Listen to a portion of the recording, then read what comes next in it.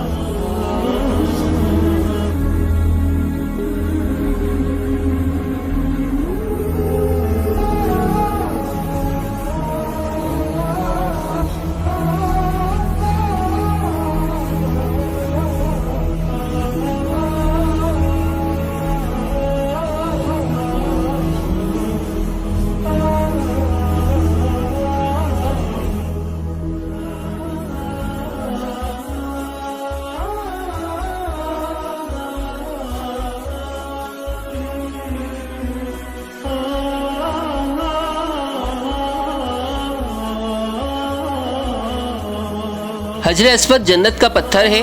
جب اللہ کے حکم سے حضرت ابراہیم علیہ السلام اور حضرت اسماعیل علیہ السلام نے خانہ کعبہ کی تعمیر کی تو جبرائیل علیہ السلام نے یہ پتھر جنت سے لا کر دیا، جسے حضرت ابراہیم علیہ السلام نے اپنے ہاتھوں سے خانہ کعبہ کی دیوار میں نصب کر دیا۔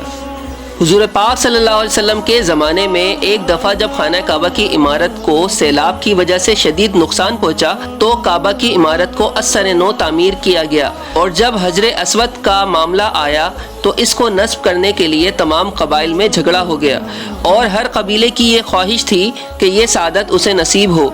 رسول اللہ صلی اللہ علیہ وسلم نے یہ فیصلہ کیا کہ کل صبح جو سب سے پہلے کعبہ میں داخل ہوگا اس کو یہ سعادت نصیب ہوگی۔ صبح ہوتے ہی سرداران قریش کعبہ کی طرف دوڑ پڑے، لیکن اللہ کے حکم سے سب سے پہلے حضور پاک صلی اللہ علیہ وسلم کعبہ میں داخل ہوئے، جنہیں دیکھ کر تمام قبائل نے یک زبان کہا، صادق آ گئے، امین آ گئے۔ حضور پاک صلی اللہ علیہ وسلم نے حجر اسود کو ایک چادر میں رکھا اور چاروں قبائل کے سرداروں کو چادر کا ایک ایک کونا پکڑنے کو کہا، اور اپنے ہاتھوں سے انہوں نے حجر اسود کو نصب کر دیا۔